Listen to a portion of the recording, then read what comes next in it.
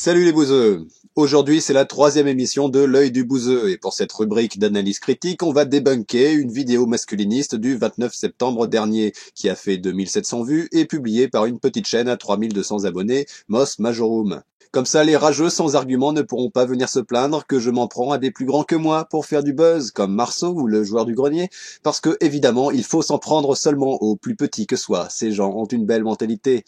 Pour celles et ceux qui l'ignorent, le masculinisme est un courant de pensée réactionnaire qui s'oppose au féminisme. Misogyne et sexiste, souvent sans l'assumer, les masculinistes prétendent défendre la cause des hommes alors qu'ils refusent toute grille de lecture féministe, en particulier radicale, celle-ci faisant pourtant comprendre, si on la suit, que les problèmes que subissent les hommes sont issus d'un système patriarcal. En effet, comme nous le verrons, les masculinistes réfutent toute approche matérialiste pour analyser la société. Très souvent influencés par l'idéologie libérale, la moindre goutte de sociologie agit sur eux comme de l'eau bénite sur un vampire. Ils préféreront le réductionnisme biologique, cet ordre naturel des choses si cher à tous les antiprogressistes. Bref, contrairement aux machistes du dimanche que dénonçait en son temps le MLF, les masculinistes sont des individus politisés, des militants qui cherchent avec beaucoup de peine à intellectualiser et justifier leur rejet de la lutte féministe. Bien que les masculinistes passent à vue de nez 80% de leur temps à faire chier les féministes comme si ça allait aider les hommes, la vidéo que nous allons débunker consiste à exposer les principaux problèmes spécifiques aux hommes. Bonjour messieurs, bonjour mesdames. Nous vivons dans un monde cerné de unes de presse, de reportages, de films ou de manifestations liées aux causes des femmes. Je suis presque certain que n'importe lequel de mes auditeurs pourrait m'en citer ne serait-ce que 3, là tout de suite, sans avoir à y penser. Les inégalités salariales, l'avortement, la contraception, la lutte contre le cancer du sein, la parité, etc. Et les hommes dans tout cela. Il me semble qu'il est temps de faire le point. Je précise que j'ai accéléré de 30% la vitesse, parce que sinon c'est un peu chiant, enfin un peu lent, voilà. On voit que pour parler des causes masculines, il commence par mettre en opposition les causes masculines et les causes féminines, les mettre en concurrence. Il pointe ce qu'il considère être une injustice, c'est-à-dire on parle trop des femmes et pas assez des hommes. D'ailleurs, sa formulation du début est assez claire, il dit on est cerné par les causes féminines. Cerné, c'est pas neutre comme mot. La connotation du fait d'être cerné est quand même assez forte, ça nous place dans une situation de soumission, de victime ou d'oppression. Si on est cerné, on subit. Ainsi, son but ce n'est pas seulement de défendre la cause des hommes, mais c'est aussi de lutter contre la cause des femmes. Bon, si ça se trouve, il a raison, hein, on va voir quels sont les éléments qui lui permettent de tenir un tel discours, de dire qu'il y a une injustice à l'encontre des hommes. Ah ouais, alors la fin de son générique, c'est un point dans la gueule. Ça pas l'ambiance. Le cancer de la prostate est le premier cancer en France, avec environ 70 000 victimes par an. Ce nombre est supérieur à celui des victimes du cancer du sein. Donc là, on voit bien, il continue à mettre en opposition les hommes et les femmes pour pointer une injustice en faveur des femmes. Ça se trouve, c'est vrai, là encore, hein. On va le laisser finir, on va débunker ça après. Pourtant, en ce qui concerne les financements, la recherche sur le cancer du sein semble avoir un clair avantage. Je n'ai pas les chiffres français, mais au Canada par exemple, on parle d'un budget double pour la recherche. Pareillement, la prévention et le dépistage reçoivent beaucoup plus d'attention pour le cancer du sein que pour les cancers spécifiquement masculins. Malgré le besoin, l'égalité des budgets et de la visibilité n'est pas de mise. Exposé niveau CM1. Oui, alors désolé madame, j'ai pas trouvé les chiffres en France, alors j'ai pris ceux du Canada et puis on va dire que c'est pareil, hein. Bon, soyons sérieux. Qu'est-ce qu'il nous dit? Qu'il y a plus de cas de cancer de la prostate que de cancer du sein. D'ailleurs, quand il parle de victimes, ça veut pas dire grand-chose en médecine, hein. Là, il parle de cas, de personnes touchées par le cancer. Puis, il part du principe qu'on met plus de recherche pour la prostate que pour le sein, et donc, c'est pas juste. C'est complètement foireux. Même en admettant que la recherche en France soit similaire à celle du Canada, ce qui est déjà très limite, mais même en admettant ça, ça fonctionne pas. Pourquoi? Parce qu'il se base uniquement sur les cas, et pas la dangerosité du cancer. C'est comme dire, je vais donner des chiffres n'importe comment, hein, mais il y a 500 000 cas de personnes touchées par le rhume, et 100 000 cas de personnes touchées par la grippe, pourtant on investit plus d'argent contre la grippe, c'est pas juste. C'est ce qu'il nous dit, hein. Alors maintenant, prenons en main les chiffres, on va comparer avec les infos du site de l'Agence nationale de santé publique. Pour le cancer de la prostate, on a 54 000 cas par an. Pour le cancer du sein, on en a 50 000. Ce sont les chiffres de 2015. Donc déjà, on n'est pas à 70 000 cas comme il le disait, hein, car il se basait sur des vieux chiffres, mais on va voir ça après. Là, on peut dire qu'un homme a plus de risques d'avoir le cancer de la prostate qu'une femme le cancer du sein. Ok. Mais le taux de mortalité du cancer du sein est de 14,6 pour 100 000, alors que le taux de mortalité pour le cancer de la prostate est de 8,9 pour 100 000. Donc, le cancer du sein est plus dangereux, malgré la recherche, ce qui explique pourquoi il y aurait plus de recherche. En plus de cela, le taux de mortalité du cancer de la prostate a diminué en moyenne de 2,8% par an entre 1990 et 2015, alors que le taux de mortalité du cancer du sein, sur à peu près la même période, a diminué de 1,4% par an en moyenne. Donc non seulement le cancer du sein est à 50% plus mortel, mais en plus sa mortalité a diminué 2 fois moins vite. Considérant cela, est-il injuste d'investir plus de moyens contre le cancer du sein que contre celui de la prostate? Non, il n'y a donc pas d'injustice, contrairement à ce qu'ils cherchent à nous faire croire. En 2018, l'espérance de vie des femmes est de 6 années supérieure à celle des hommes. Ai-je le droit de douter que les femmes soient biologiquement destinées à vivre 6 années supplémentaires? Oui, t'as le droit de douter, hein, c'est bien de douter. Je relève ça parce que ça sera important pour la suite, hein. Parce que là, le mec, l'explication strictement biologique, ça lui convient pas, hein, notez ça. Oui, il y a bien Slate.fr pour me dire que c'est une histoire de lymphocytes et de système immunitaire, mais il semblerait que l'INSEE n'inclut pas vraiment dans ses études. À titre personnel, j'ai tendance à croire à un cumul de 3 phénomènes. Premièrement, l'hygiène de vie. La consommation d'alcool et de tabac, par exemple, est supérieure chez les hommes. Deuxièmement, la prise de risque. La testostérone pousse les hommes à prendre davantage de risques que les femmes. Une statistique montre d'ailleurs que les eunuques ont une durée de vie de 13 années supérieure aux hommes. Oula. Bon, alors ça, c'est pas dans les sources qu'ils nous donnent. Mais visiblement, ça vient d'une étude en Corée, qui a étudié sur plusieurs siècles des cas d'eunuques et de non-eunuques, de castrés et de non-castrés, et qui a démontré que les eunuques ont une espérance de vie plus grande. Sauf que l'étude soutient l'idée que les hormones mâles diminuent l'espérance de vie chez l'homme. Là, je cite les chercheurs à l'origine de l'étude. Or, qu'est-ce qu'il dit? Que la testostérone augmente la prise de risque. Ce qui n'a rien à voir, ce n'est pas la conclusion de l'étude. Il interprète donc abusivement une statistique. Il lui fait dire ce qu'elle n'a pas dit. Ou au mieux, il cite un exemple qui ne peut pas justifier son propos. Ceci pour nourrir une idée reçue très réductrice consistant à dire que testostérone égale prise de risque. Or, ce n'est pas si simple que ça, mais là, j'ai pas envie de fouiner dans la documentation scientifique d'endocrinologie. C'est le problème du débunkage. T'as un type qui balance un truc en 2 secondes et faut repasser derrière pour nettoyer. C'est bien un mec. Mais je vais relever qu'on appréciera que juste avant, il ne voulait pas réduire la différence d'espérance de vie homme-femme à une explication purement biologique. Ça je veux bien. Mais là, il réduit la prise de risque des hommes à une explication purement biologique, en l'occurrence hormonale. On a donc clairement un double standard. Et troisièmement, le travail. Les hommes font un travail globalement plus dangereux pour leur santé que les femmes. Les chiffres de l'INSEE pointent par exemple de manière assez claire dans la direction d'une forte disparité entre l'espérance de vie des populations éduquées et celle des moins éduquées. Or, que font les populations éduquées? Principalement du travail de bureau peu dangereux, alors que les autres sont sur des chantiers ou dans des usines. Donc ça, c'est son troisième facteur pour expliquer la différence d'espérance de vie homme-femme. C'est-à-dire que les hommes sont moins éduqués, donc ils ont accès à des métiers plus dangereux. Ça se tient a priori, hein, mais on y reviendra. On va par contre relever que son premier point consiste à dire que les hommes ont une moins bonne hygiène de vie, et que le deuxième, c'est de dire que la testostérone pousse à prendre des risques. Sauf que ces 2 points-là, c'est la même chose. Il n'explique pas pourquoi les hommes ont une moins bonne hygiène de vie, mais il explique pourquoi ils prennent des risques. Ça serait à cause de la testostérone. Or, avoir une moins bonne hygiène de vie, c'est prendre des risques. Donc, si on suit sa logique, qu'est-ce qu'on peut en conclure et on est censé faire quoi? Parce que là, il nous pointe du doigt ce qui a l'air d'être une injustice, la différence d'espérance de vie, mais en même temps, il nous dit que c'est en partie la faute à la testostérone. Mais qu'est-ce qu'on peut faire contre la testostérone? Rien du tout. On peut pas lutter contre les hormones. Ce qu'il nous expose consiste donc à dire que nous les hommes, on souffre, c'est injuste, mais en même temps c'est normal parce que c'est naturel, c'est ce qui fait de nous des hommes. Il se place donc dans une position de victime tout en justifiant sa position. Il a l'air d'avoir des problèmes, mais il trouve que c'est normal car naturel, biologique. Bref, il se plaint, mais il n'a pas prévu de changer quoi que ce soit. Sauf que, en se plaignant comme ça dans le vide, il ramène le sujet à lui, aux hommes, et donc il fait diversion, de telle façon qu'on parle moins de la cause des femmes.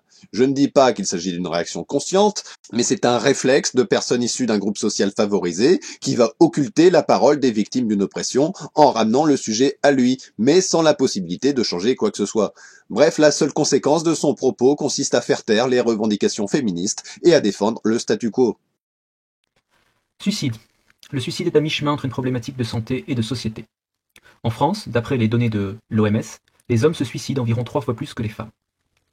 D'une manière générale, quand je ne sais pas d'où vient un problème, je regarde les explications qu'on me propose, comme Monsieur Tout-le-Monde. J'ouvre donc Wikipédia et je regarde l'article sobrement intitulé « Différences liées au genre dans le suicide ». Et je lis De nombreux chercheurs ont tenté, etc., etc., etc. L'explication la plus fréquente s'appuie sur les constructions sociales de l'hégémonie de la masculinité et de la féminité. Selon la littérature sur le genre et le suicide, les taux de suicide des hommes sont expliqués en termes de rôle de genre traditionnel. Voilà. Le rôle des genres, c'est un peu la botte secrète des féministes. C'est la panacée qui permet de répondre à toutes les questions embarrassantes. Qui fait que même lorsque les hommes se suicident davantage que les femmes, c'est encore de leur faute. Alerte à l'homme de paille, alerte à l'homme de paille, ceci n'est pas un exercice, je répète, alerte à l'homme de paille. Déjà le mec il cite des chercheurs en sciences sociales, et il en déduit que ce sont des féministes. Sur quoi il se base pour dire ça? Rien. Un chercheur en sciences sociales n'est pas forcément féministe. C'est comme dire qu'un économiste serait forcément libéral, ça marche pas. Bon là, on va appliquer le rasoir d'Hanlon, et donc ne pas attribuer à la malveillance ce que la bêtise suffit à expliquer, et on va partir du principe qu'il n'a juste pas compris ce qu'est une construction sociale. En effet, quand on lui explique que le fort taux de suicide des hommes, ça serait à cause d'une construction sociale de genre, il comprend que ça veut dire que c'est la faute des hommes, ouin, c'est toujours de notre faute. Or, une construction sociale, c'est quoi? C'est une conséquence de notre éducation, au sens large du terme, pas juste l'école, mais toute la société. Ainsi peut-on être responsable, donc fautif, de notre éducation? Bien sûr que non, l'éducation, on l'a subie, on n'a pas le choix. On est responsable de notre éducation seulement quand on en a conscience. C'est la conscience des choses qui implique la responsabilité. Là, on est donc dans une situation de victimisation, c'est-à-dire qu'il présente les hommes comme des victimes d'une accusation injuste, alors qu'il n'y a même pas d'accusation. Sauf que, contrairement à la majorité des chercheurs en théorie du genre qui sont payés à boire le thé et pondre des bafouilles vouant le patriarcat aux gémonies, moi j'ai la curiosité d'aller regarder si cette théorie correspond aux faits observés. Je suis plus intelligent que les sociologues. On va voir à quel point il est plus intelligent, ça va être très drôle. Je me suis donc demandé si certains pays dérogeaient à cette malédiction du suicide masculin élevé. Quitte à blâmer les rôles de genre, je me suis intéressé aux résultats du champion du monde autoproclamé du progrès, la Suède. Et j'ai été déçu. Première erreur de raisonnement. Il nous dit que la Suède est plus avancée dans la déconstruction des stéréotypes de genre, alias le progrès, c'est sujet à débat, mais admettons, donc que la différence de suicide devrait être plus faible. Or, ce n'est pas le cas. On est censé en déduire, par un sous-entendu, que la construction sociale n'a pas de lien avec le suicide. Ou est-ce que ça déconne? Le problème, c'est qu'il part de l'idée que le progrès social est comme une grosse boule contenant tous les progrès possibles et que ceux-ci avancent en même temps, à la même vitesse. Oh non, voilà le progrès social! Il va déconstruire mon genre!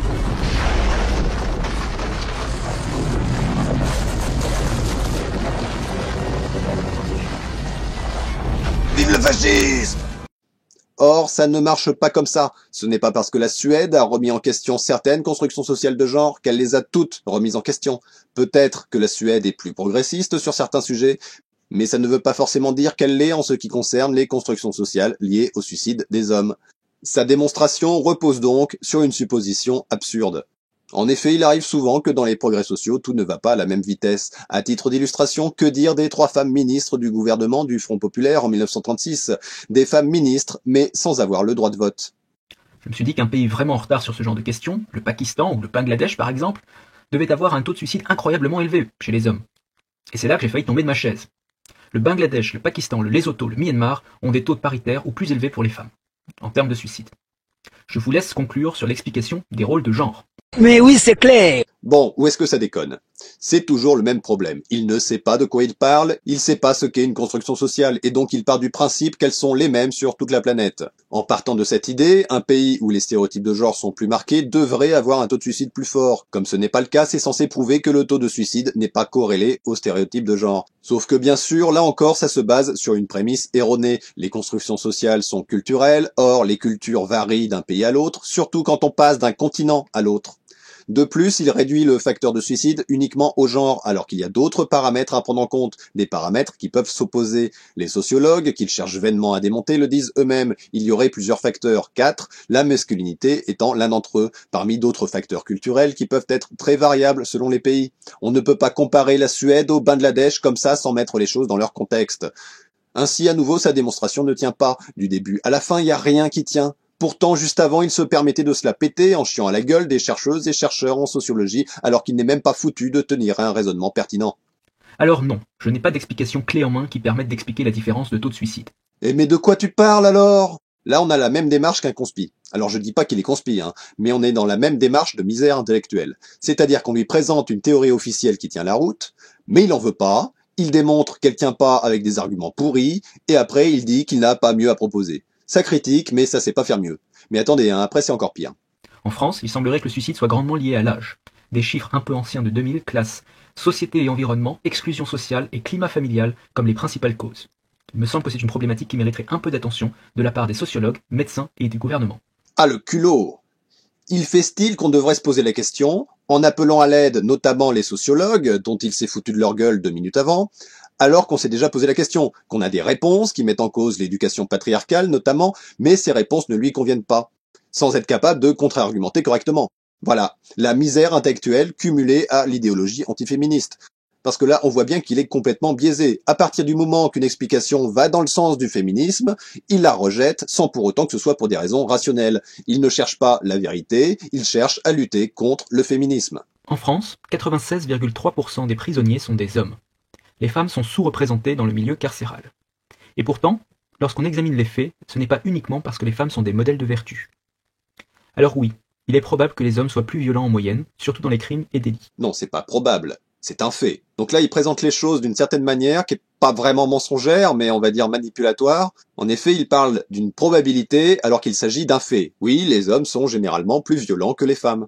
Pourtant, quand une étude menée par 2 femmes pour l'INSEE et le ministère de la Justice conclut que les femmes sont 30% moins condamnées que les hommes à crimes égaux, on devrait se poser des questions.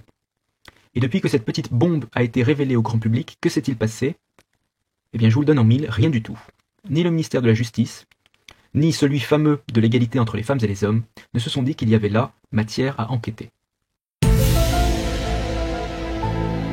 Donc là, le mec, il affirme rien, mais on comprend qu'il trouve ça louche. Et il nous incite à penser, nous aussi, ah, c'est louche, hein. Là encore, les conspis font pareil. Ils balancent des doutes, mais comme ils affirment rien, on peut pas réfuter. Pourtant, ils nous incitent à nous demander s'il y aurait pas quelque chose derrière tout ça qui serait injuste envers les hommes. Mais si on remonte à la base de toute cette suspicion, il part d'une étude statistique qui nous dit notamment ceci. Ce traitement judiciaire différencié, en apparence plus clément envers les femmes, repose en partie sur 3 facteurs appréhendables statistiquement. La nature des infractions commises, la complexité de l'affaire, approchée par le nombre d'infractions, et le passé délinquant de l'auteur de l'infraction. En effet, la délinquance féminine est dans l'ensemble différente et moins violente que celle des hommes. Les femmes sont condamnées pour des affaires moins complexes et ont surtout 2 fois moins souvent d'antécédents judiciaires. Donc, qu'est-ce qu'il y a de suspect là-dedans? Que dalle! De plus, il pointe du doigt ce qui est censé être une cause masculine. Mais en quoi les 96% d'hommes en tôle, c'est une cause masculine? Ok, c'est parce que les hommes sont plus violents, qu'ils respectent moins l'autorité aussi, hein, ça il en parle pas. Mais bon, on fait quoi? Le problème des masculinistes, c'est que pour résoudre ce problème de la violence des hommes, faudra écouter les féministes. Parce que c'est certainement pas les masculinistes qui vont le résoudre, comme on va le voir. En effet, dans ses vidéos, Mos Majorum fait la promo de Julien Rochdy, une figure, je vais pas dire tête pensante, une figure du masculinisme, du virilisme, de l'antiféminisme. Or, sur la chaîne YouTube de Julien Rochdy, École Major, où il promeut la virilité à l'ancienne avec des couilles, il nous dit notamment ceci. Tant qu'il y aura des hommes, il y aura des tensions, des conflits et des violences. La vie étant une guerre de tous les jours, le tout est d'y être préparé, d'apprendre à l'accepter et de l'aimer comme cela. Ouais! Donc ça, c'est dans sa vidéo « 10 pensées que les hommes doivent connaître ». C'est un truc, c'est hyper masculin, tu vois, c'est les hommes, ils doivent penser comme cela. Et penser comme cela, c'est quoi? C'est aimer la guerre, les tensions, les violences, les conflits. Et après, il s'étonne d'aller en tôle. Faut vraiment être con. Autre particularité du milieu carcéral encore largement tabou en France, le viol carcéral. En France, il est amalgamé avec les autres formes de violence entre détenus, et il est donc impossible de le chiffrer exactement. Les États-Unis, par exemple, en recensent 87 000 par an. Le viol masculin existe, mais il est ainsi largement ignoré du grand public.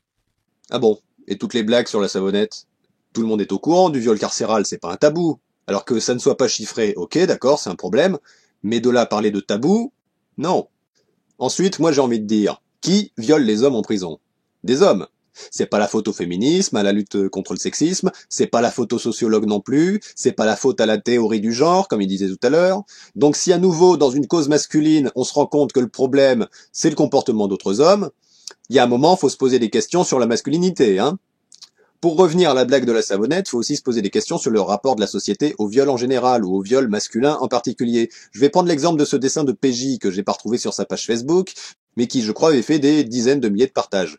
Dessin dans lequel on est censé rigoler que Salah Abdeslam va se faire violer en prison. Alors ok, c'est un connard, mais c'est une blague sur le viol, et sur un viol punitif.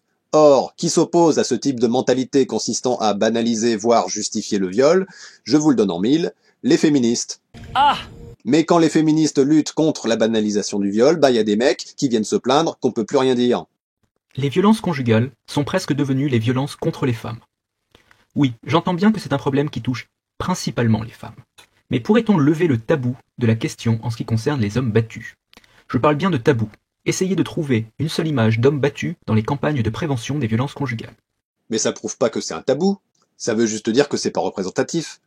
Dans les campagnes de prévention contre la drogue, ce sont toujours des jeunes qui sont mis en avant, mais ça veut pas dire que la consommation de drogue passé 50 ans est un tabou. Là, c'est la deuxième fois qu'il utilise ce terme, tabou, qui a une connotation très forte, mais à nouveau de façon complètement abusive. L'utilisation de ce terme permet de porter l'idée qu'on passe des choses sous silence, que c'est injuste et irrationnel, alors que dans les faits, il n'y a pas de tabou. Et on va encore plus le démontrer juste après. Pourtant, environ un tiers des personnes victimes de violences conjugales sont des hommes, soit environ 180 000 personnes par an. Et une grande partie de ces hommes ne portent même pas plainte. J'aimerais savoir, c'est quoi le rapport avec le fait qu'ils soient des hommes? Parce que dans le cas des femmes battues, on sait qu'elles se font notamment taper dessus parce que ce sont des femmes, parce que la société est misogyne, parce que nous avons une culture sexiste qui incite à culpabiliser et soumettre les femmes par la force. Mais dans le cas des hommes victimes de violences conjugales, il n'y a pas tout ça. Qu'est-ce qui nous prouve un lien entre le fait qu'ils soient des hommes et le fait qu'ils subissent des violences? En quoi c'est une cause masculine? Si vous voulez mettre un visage sur les hommes battus, lisez donc un article sur l'affaire Maxime Gagé. Je cite l'article Wikipédia qui résume assez bien le calvaire qu'il a enduré pendant 2 années. Ah ouais, c'est un sacré tabou avec une page Wikipédia, hein. Bon, je coupe le passage sur ce qu'a subi Maxime Gagé, un calvaire, c'est vrai, et on va passer à la suite. Au procès en appel, la présidente demandera « Mais pourquoi est-ce que vous êtes resté? Et pourquoi est-ce que vous n'avez pas riposté? Ça aurait été de la légitime défense. » Maxime Gagé expliquera ne pas avoir riposté « Par principe, je ne porte pas la main sur une femme. Et puis si je m'étais défendu et qu'elle avait porté plainte, c'est moi qui serais devenu le bourreau. » J'aime bien la double argumentation de Maxime Gagé, je tape pas sur une femme, et de toute façon, j'aurais pas eu gain de cause. C'est un argument ou l'autre, hein, pas les deux, ils sont pas cumulables. Mais bon, je chipote. Là, le plus important, c'est quoi? C'est qu'il part d'une supposition. S'il s'était défendu, il n'aurait pas eu gain de cause. Mais qu'est-ce qui prouve ça? Rien du tout. Là, on est face à une dénonciation d'injustice, sans preuve d'une injustice réelle. Et on peut même aller à l'encontre de cette supposition. En effet, la page Wikipédia nous dit que la police a exfiltré Maxime Gagé dès qu'elle a été prévenue par le frère de sa compagne. De la même façon, un témoin nous dit qu'il a cherché à se renseigner sur ce que subissait Maxime Gagé. Personne n'a remis en doute sa parole. Où est donc l'injustice? Comment est-ce que j'aurais pu évoquer une telle chose? À cette époque, il y avait un énorme tabou dans la société. Eh bien, j'ai une mauvaise nouvelle pour Maxime Gagé et les hommes qui subissent des violences similaires. En 2018, le tabou n'est toujours pas levé. Ce qu'il dit est totalement faux. S'il y avait eu un véritable tabou, on ne l'aurait pas cru, on l'aurait traité de menteur, la société aurait cherché à étouffer l'affaire, etc., etc. Mais là, non. Au contraire même. Le mec, il a écrit un bouquin, il a carrément sa page Wikipédia dédiée à son histoire, toutes les femmes battues ne peuvent pas en dire autant, il est passé dans l'émission Salut les terriens, on parle de lui dans Le Monde, Sud-Ouest, Libération, France Bleu, Madame Le Figaro, etc. À l'inverse, encore aujourd'hui, au moment où j'enregistre, je vois passer sur Twitter un cas de violence conjugale où une femme semble victime et pourtant la police n'intervient pas. Visiblement, Maxime Gagé a eu la chance d'avoir la police de son côté, et s'il y a un tabou, c'est plutôt sur les violences faites aux femmes. 30 hommes sont morts l'an dernier sous les coups de leurs compagnes. Ah, alors là, on a une grosse manipulation. En effet, si on prend la lettre de l'Observatoire national des violences faites aux femmes de 2013, qui se base notamment sur une étude du ministère de l'Intérieur, on nous dit que dans 17 des 26 cas d'homicide commis par une femme sur son compagnon, soit 2 tiers des cas, celui-ci était auteur de violences sur sa compagne. De même, sur les 148 victimes féminines, 14 étaient auteurs de violences sur leur partenaire. Cela signifie, d'après cette info, que dans 2 cas sur 3, un homme tué était lui-même responsable de violences, et donc que l'homicide est potentiellement une légitime défense, alors qu'on tombe à 1 cas sur 10 quand c'est un homme qui tue sa compagne. Donc son chiffre de 30 hommes tués contient potentiellement 20 compagnons violents tués par leur compagne qui se défendaient. Bien sûr, sans tenir compte des accidents, aussi suspects que l'affaire Scaravetti. Une compagne qui, après avoir accidentellement tué son mari, a tenté de dissimuler le corps dans du béton et prétendu 3 mois durant que son mari était parti sans donner d'explication. Au passage, je laisse en suspens la question de la violence psychologique. Chantage, harcèlement et manipulation ne sont que la partie visible d'un iceberg de fraude à la paternité et autres fausses accusations. Ok, alors là on a encore une démarche intellectuelle de conspi avec les faux accidents, l'iceberg qu'on nous cache, tout ça c'est un lieu commun des conspis. Et en plus iceberg ça fait juif, je vais pas m'attarder là-dessus. Le problème principal, par-delà le fait que ces violences existent, est que rien n'est fait pour proposer des solutions aux hommes. Pas de structure, pas de foyer d'accueil dédié, pas de ligne téléphonique d'aide. Rien du tout. Bah c'est faux, il y a une association, SOS Hommes Battus, il y a un numéro de téléphone. Après c'est dommage, c'est une association antiféministe, mais bon, je vais pas m'attarder là-dessus non plus. Maintenant ils veulent nous parler de la garde des enfants dans les affaires de divorce. À l'issue de la procédure, 80% des mères obtiennent la garde des enfants, contre 15% pour de la garde alternée et seulement 5% pour les pères. Quand il s'agit de conserver la garde des enfants, l'instinct maternel n'est pas une construction sociale. Ah merde, encore une alerte à l'homme de paille. Alors c'est quoi le sens de son sarcasme là Ça consiste à sous-entendre que les personnes défendant les analyses des constructions sociales, donc les féministes et les sociologues, subitement ils défendraient l'instinct maternel quand ça les arrange. Alors ça se base sur quoi ? Voilà, on sait pas, mais en plus c'est complètement con, vu que les féministes, justement, au contraire, luttent contre le stéréotype sexiste réduisant la femme à une mère, à une génitrice. Et en plus, les féministes défendent l'idée d'une meilleure répartition des tâches dans les foyers. On peut le constater par exemple avec la bande dessinée d'Emma sur la charge mentale.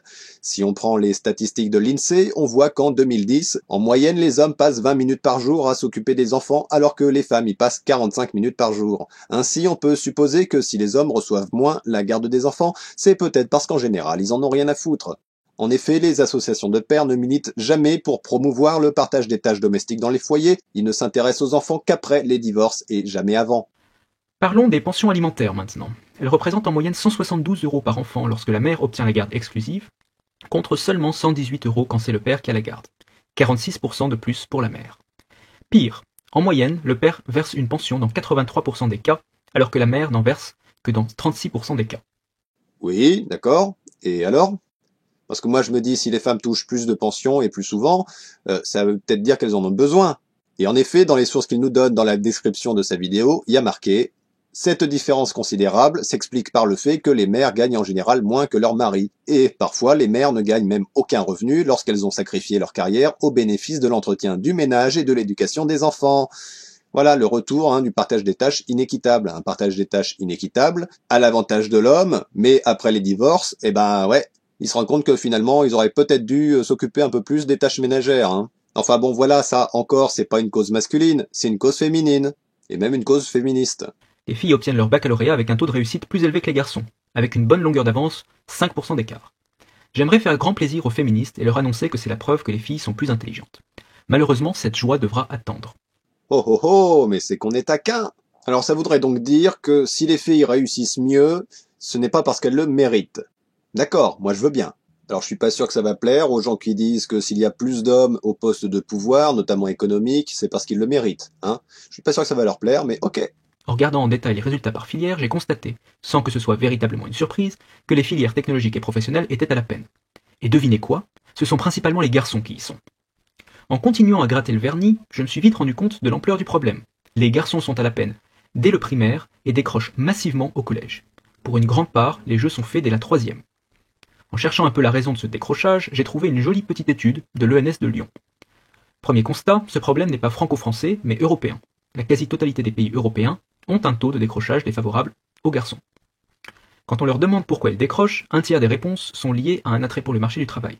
Un attrait d'ailleurs paritaire. La plus grosse différence de réponse se situe au niveau du rejet de l'institution scolaire. C'est la 2e réponse des garçons et la 4e des filles. L'option est choisie par 2 fois plus de garçons que de filles. En allant encore plus en détail, on lit plusieurs remarques liées aux enseignants, avec des critiques sur la méthode d'enseignement, des relations professeurs-élèves et une perception d'injustice contre les élèves. Je précise au passage que le corps enseignant est à plus de 70% féminin. Précision qui pourrait avoir son importance. Alors non, je ne prétends pas que les professeurs sont injustes avec les garçons. Mais peut-être que le système éducatif tel qu'il est à l'heure actuelle est plus adapté aux filles qu'aux garçons.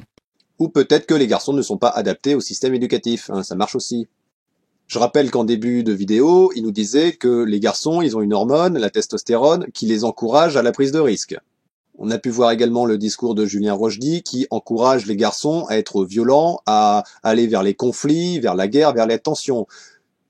Bref, une vision rétrograde de la masculinité. Peut-être que ça non plus, ça n'encourage pas à bien travailler à l'école. Mais ce qui me pose le plus de problèmes ici, c'est que son raisonnement, ça consiste à dire les garçons sont en décrochage, ils ne s'entendent pas bien avec l'autorité de l'école, et les enseignants, c'est à 70% des femmes. Donc il en conclut que le problème, c'est peut-être que l'école est adaptée aux femmes. Parce que l'école est faite par des femmes. Mais là, ça va pas. En effet, d'après le Café Pédagogique, un site géré par des enseignants, je suis pas remonté à leur source parce qu'à force j'en ai un peu marre de repasser derrière, bref, le Café Pédagogique nous dit ceci. Ainsi, chez les enseignants, on compte 83% de femmes chez les professeurs des écoles, 62% chez les certifiés et 52% chez les agrégés. Au-delà commence l'univers masculin, 2/3 des professeurs de chaires supérieures sont des hommes. Si 57% des principaux adjoints sont des femmes, ce n'est le cas que pour 46% des principaux et seulement 31% des proviseurs de lycée. Si le ministère se flatte d'avoir une égalité stricte chez les recteurs, si on observe les recteurs et les secrétaires généraux d'académie, la part des femmes descend à 27%, une proportion que l'on retrouve aussi chez les DACEN. Les DACEN, ce sont les directeurs académiques des services de l'éducation nationale. La rue de Grenelle est aussi restée un monde masculin, on y compte 2/3 d'hommes dans les postes dirigeants. La rue de Grenelle étant donc le ministère. Donc ce sont bien largement des hommes qui sont à des postes de pouvoir. Il est évident que l'enseignante d'école primaire dans le Larzac, elle n'a pas un très grand poids dans la façon d'enseigner les programmes, une méthode qu'elle doit suivre, qu'on lui impose, et qui est imposée par des personnes à des postes de pouvoir qui sont largement masculins. Ainsi, son hypothèse d'un enseignement dominé par les femmes en défaveur de garçons ne fonctionne pas. Il va donc falloir trouver une autre piste. Peut-être que les féministes en ont une. Peut-être que ça viendrait du fait qu'on éduque les garçons de telle façon qu'ils s'assument plus et ainsi rejettent l'autorité, ceci expliquant le décrochage. Je dis ça comme ça. Dans les universités, la parité a été dépassée il y a déjà bien longtemps. On est proche d'un rapport 60-40 au niveau licence et master. Je vous donne les chiffres issus du rapport du ministère de l'égalité entre les femmes et les hommes, et vous excuserez au passage l'usage de ce que j'appelle le langage cornichon. Si, vous savez, quand on met deux petits cornichons autour d'un E pour éjaculer un peu de parité à la face du monde. Oula, bah dis donc, c'est qu'il est touche à foin. Pour quelqu'un qui se plaint des inégalités, il est rudement grognon quand on féminise un mot. On remarquera qu'en dépit du décrochage scolaire, les garçons, ils arrivent quand même à aller aussi bien à Bac+8 que les filles, hein. Ça va. Mais nous, on va aussi en reparler un peu juste après. Qu'étudient les femmes à l'université, des sciences humaines, des sciences du langage, des sciences politiques. Les seuls domaines où les garçons sont en surnombre sont les filières sportives et les sciences dures. Les sciences dures. Bon, sinon là c'est un peu compliqué, alors je vais plutôt vous renvoyer à la vidéo d'Horizon Gull. Les filles sont-elles vraiment nulles en maths? XP Horizon numéro 9, qui vous explique un peu tout ça avec la menace du stéréotype, et à grand renfort d'études en psychologie sociale. Du côté des écoles d'ingénieurs, c'est à peu près le même constat. Il y a plus de garçons que de filles, mais promis juré, on aura la parité pour 2075. Parce que oui, maintenant, les féministes savent aussi prolonger des courbes. Eh oh, ça va, hein, fais pas le malin, les féministes au moins elles vont pas comparer la Suède et le Bangladesh. Je pense que je ne choquerai pas grand monde si j'annonçais que les écoles d'ingénieurs ont des quotas à atteindre en termes de parité. Enfin, si elles tiennent à faire bonne figure dans les classements. Comment obtenir plus de filles en école d'ingénieurs? Visiblement, en changeant de programme. Je laisse les plus curieux se faire une idée sur les modifications, mais on a supprimé beaucoup d'aspects techniques. Typiquement, des séries de Fourier, le produit hermitien, de la géométrie, et on a remplacé tout ça avec des probabilités. Et pour ceux qui se poseraient la question, le niveau de la filière S du bac suit à peu près le même mouvement. Quoi? Attendez, mais comment il en est arrivé à ça? Là, il nous dit que le niveau technique diminue, ok, pourquoi pas, mais comment il fait un lien avec sa conclusion, consistant à dire que ça serait pour favoriser les filles? Comment il le prouve, ça? Il apporte aucune preuve. Là, il nous fait le coup de confondre la corrélation et la causalité. Il part de l'idée que le niveau diminue dans les filières scientifiques, qu'il y a de plus en plus de filles dans ces mêmes filières, donc s'il y a plus de filles, c'est parce que le niveau a diminué. Sauf qu'à aucun moment, il ne prouve que si les filles vont moins dans les filières scientifiques, c'est parce qu'elles y sont moins bonnes. Si elles y vont moins, ça prouve juste qu'elles y vont moins. Donc là, le mec, on voit à nouveau à quel point il est complètement biaisé. D'ailleurs, que les filles aillent moins dans les filières scientifiques, en réalité, c'est faux. Parce que les statistiques, selon comment on les regarde, ça change beaucoup de choses. Et si on se base sur le travail de Françoise Vouillot, enseignante-chercheuse à l'Institut national d'études du travail et d'orientation professionnelle, on constate qu'en réalité, ce ne sont pas les filles qui évitent les matières scientifiques. Au contraire, les filles choisissent plus facilement la filière S que elles, mais ce sont les garçons qui, eux, vont en masse dans la filière S, ce qui implique un déséquilibre. Enfin, on remarquera qu'il dit qu'on fait baisser le niveau pour attirer les filles, ce qui sous-entend que les filles seraient moins bonnes dans ces matières. Pourtant, tout à l'heure, il disait que si les filles réussissent globalement mieux à l'école, ce n'est pas parce qu'elles sont meilleures. Par contre, là, si les filles réussissent moins bien, c'est qu'elles sont moins bonnes. Double standard, quand les filles réussissent, c'est grâce à l'école, et quand elles ne réussissent pas, c'est parce que ce sont des filles. Le taux de chômage est plus élevé pour les hommes que pour les femmes, un effet qui est surtout sensible pour les jeunes et les seniors. Un homme a en moyenne 9% de chances supplémentaires d'être au chômage. Non, c'est faux. Ça marche pas comme ça, les statistiques. Il a pas fait une filière scientifique, lui, ça se voit. Les hommes n'ont pas 9% de risque supplémentaire d'être au chômage, ils en ont 0,9%. Le 9%, c'est juste la différence entre les deux taux de chômage, mais ce 9% n'a aucun intérêt et n'est certainement pas le risque supplémentaire de se retrouver au chômage. De plus, ça veut pas dire grand-chose si tu t'intéresses pas au type d'emploi. Or, si les femmes trouvent un petit peu plus facilement un emploi, à peine, mais c'est pour des boulots de merde. En effet, d'après le service statistique du ministère du Travail, les femmes seraient 62% à avoir connu des périodes de précarité, alors que les hommes 32%.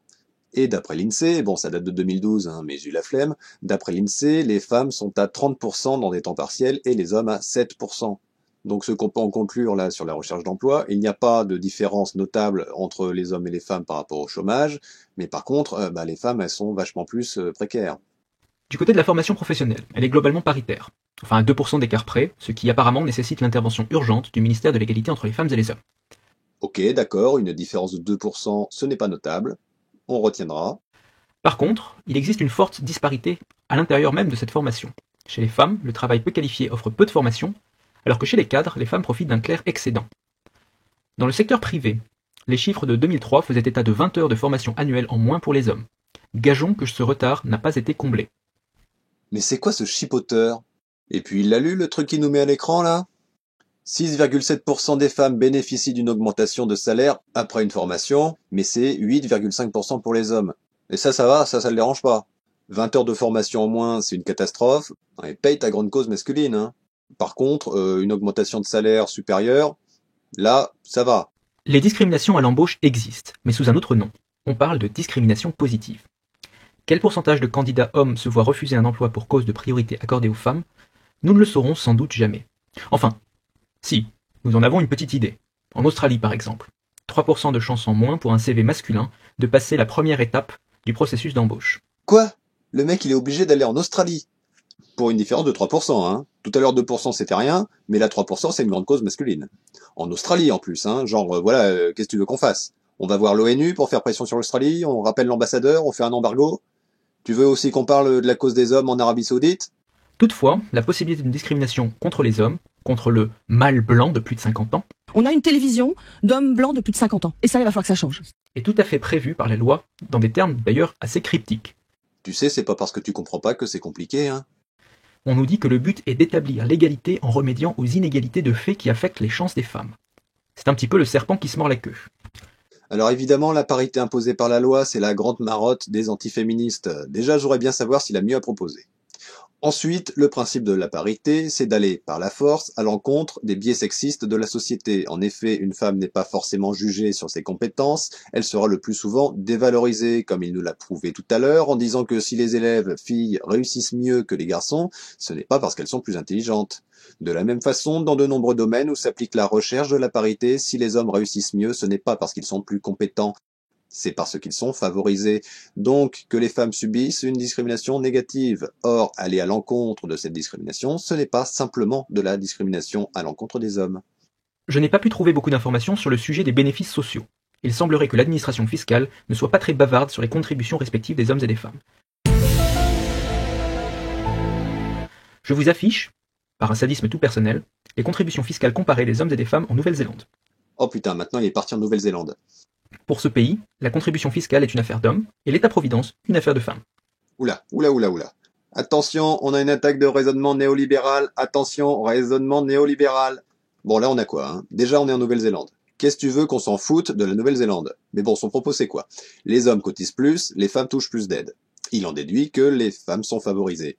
Mais ça c'est le mythe de l'assistanat, hein. Si les femmes touchent plus d'aide, c'est qu'elles sont plus dans la merde. Et si les hommes cotisent plus, c'est qu'ils gagnent mieux leur vie. En quoi c'est une cause masculine de dénoncer que les hommes gagnent mieux leur vie? En Nouvelle-Zélande en plus. Bon, c'est vrai que c'est loin, mais c'est beau. Je dis c'est loin, mais c'est beau. Hein. Comment ça va? Je disais c'est loin, mais c'est beau. Hein. C'est loin, mais c'est beau. Hein. Je dis c'est loin, mais c'est beau. Oui, c'est très beau. En France, la tendance pourrait être identique à en croire les rapports ministériels. Davantage de femmes perçoivent en effet le RSA. Bon bah là c'est pareil, hein, les femmes seraient favorisées parce qu'elles touchent plus le RSA, alors que si tu touches plus le RSA, c'est que t'es plus dans la merde. D'ailleurs c'est cohérent avec ce qu'on disait tout à l'heure, hein, à propos des emplois plus précaires, des temps partiels, etc. Donc je vois pas en quoi ça montre que les femmes seraient favorisées et les hommes défavorisés. Là, ça montre juste l'inverse. Le travail des hommes est en moyenne plus dangereux et pénible que le travail des femmes. Il y a 2 fois plus d'accidents du travail masculin que féminin. Notons une certaine différence dans les causes de ces accidents. Les femmes souffrent souvent de tâches répétitives, l'exemple type c'est la caissière de supermarché, alors que les hommes souffrent de douleurs correspondant à un effort physique intense. L'exemple type c'est l'ouvrier de chantier qui doit porter des charges lourdes. Malheureusement, il y a aussi des décès au travail, et ce sont pas en immense majorité des hommes. En excluant bien les militaires de profession, les hommes ont 15 fois plus de chances de mourir au travail que les femmes. Oui, d'accord. Et on fait quoi? C'est quoi le projet? D'où ça vient? Pourquoi? Et on fait quoi? On sait pas. Alors que le but de sa vidéo, ça soit pas de tout expliquer, d'accord, mais à plusieurs moments, il se l'est permis. Alors à chaque fois, ses explications étaient foireuses, hein, comme sous-entendre que le décrochage scolaire des garçons, c'est la faute à une école qui serait prévue pour les filles, mais au moins il avait eu le mérite d'essayer. Mais là, que dalle! Parce que les seules explications pertinentes sur ce sujet nécessitent de s'intéresser aux constructions sociales. Alors la vidéo est déjà assez longue comme ça, hein, donc je vais juste relever que si on considère qu'un vrai mec, ça souffre en silence, que les métiers physiques, c'est pas pour les gonzesses, alors forcément, au bout du compte, on se retrouve avec des mecs morts sur les bras. Mais bon, écoutez un peu les féministes, même quand elles peuvent lui sauver la vie, ça le ferait vraiment trop chier. Si vous pensez que j'ai écumé la totalité des problématiques, vous avez tort. Il y a beaucoup à dire, et je pense qu'une vidéo de 2 heures ne serait pas de trop. Dans les sujets que j'ai laissés de côté, les sans domicile fixe, qui sont majoritairement masculins, les fraudes à la paternité, les problèmes psychologiques de milliers de garçons qui reçoivent une éducation sans père, le sacrifice des hommes dans les conflits militaires, le biais des propriétaires en faveur des femmes pour l'attribution de logements, la baisse constante de la fertilité masculine, la circoncision, etc., etc.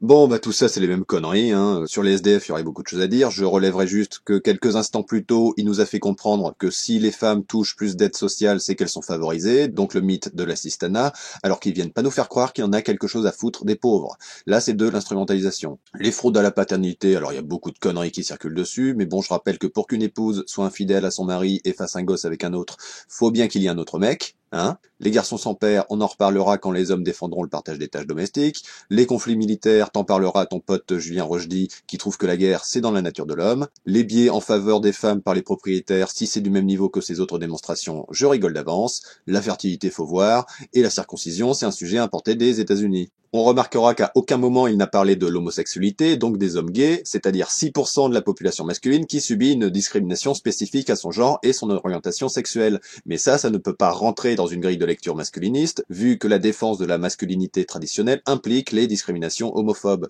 contrairement à une analyse féministe de la société qui nous fait comprendre une relation entre le sexisme et l'homophobie par le biais de l'hétéronormativité. Je fais vite, hein, mais bon, je relève que 6% de la population masculine subissant des discriminations, agressions allant jusqu'au suicide, ça, il en a rien à foutre. Cette vidéo n'a pas pour but de faire passer les hommes pour des victimes. Bah pourquoi tu le précises? On dirait que tu te sens pas à l'aise. Plutôt de proposer un état des lieux chiffré pour informer les hommes. En trafiquant les chiffres et en manipulant la réalité. Ensuite, il est grand temps d'agir. Si vous, messieurs, ne faites rien pour les hommes, personne ne le fera à votre place. Vous ne pouvez pas laisser vos garçons, vos frères, vos aînés, mourir ou souffrir dans le silence et dans l'oubli. Engagez-vous, donnez à des associations qui militent pour les sujets qui vous tiennent à cœur, entraidez-vous quand vous le pouvez, ne soyez pas spectateurs de votre propre misère. Tu trouves pas que t'en fais un peu trop? Mesdames, je ne sais pas combien d'entre vous auront tenu jusqu'à la fin de cette vidéo. J'ai un bref message pour vous aussi. Ce que vous avez vu et entendu ici ne sont pas des pleurnicheries. Ah oui, ils se sentent vraiment pas à l'aise. Hein. Un biais judiciaire de 30% par exemple, ça s'appelle un biais systémique. Et c'est grave. Systémique, tiens donc, en voilà une belle récupération du lexique militant radical de gauche. Mais tout compte fait, vous devriez vous intéresser à ces problèmes aussi, pour plusieurs raisons. Premièrement, parce qu'il n'y a pas d'exclusivité mutuelle entre les revendications. Menteur, t'as passé ton temps à dire qu'on parle trop de la cause des femmes. Parce que si vous avez une vague connaissance de l'histoire, vous savez que les problèmes qu'on ne traite pas sont comme des grenades dégoupillées. Ils finissent invariablement par vous exploser à la figure. C'est une menace? Et troisièmement, parce que je ne doute pas de votre cohérence. On ne peut pas se lamenter que les hommes ne sont plus ce qu'ils étaient et ne rien faire pour qu'ils se sentent bien dans leur peau. Voilà, là il s'adresse aux femmes, hein, et donc aux femmes qui trouvent que les hommes c'était mieux avant, donc aux femmes qui peuvent le soutenir dans sa démarche réactionnaire de défense de l'ordre moral traditionnel et de domination masculine. Bon, qu'est-ce qu'on peut en conclure rapidement de tout ça? Eh ben, c'était pas terrible. D'un point de vue rationnel, ça vaut rien, les raisonnements sont foireux, il part n'importe où, en prenant des chiffres n'importe comment, il n'y a pas de véritable base intellectuelle derrière. Au niveau du personnage, il est détestable, hein, il est méprisant, arrogant, alors que quand tu te considères supérieur aux autres, la moindre des choses, c'est quand même de pas être un minable. En ce qui concerne la rhétorique, c'est très complotiste, même pas cohérent avec sa propre logique, et ça joue beaucoup sur le pathos et la victimisation. Au niveau politique, outre l'amateurisme évident du militant, c'est totalement réactionnaire dans la négation systématique des sciences sociales, avec une bonne couche de libéralisme, dans le rejet quasiment obsessif de tout ce qui touche au progressisme, et donc avec bien sûr la récupération des débats sociaux pour étouffer toute revendication féministe en s'appropriant la place publique au profit de la domination masculine. Pour finir, si comme lui on reconnaît que les hommes prennent des risques dans la vie à cause de la testostérone, ben peut-être que la solution pour les aider, c'est de leur couper les couilles.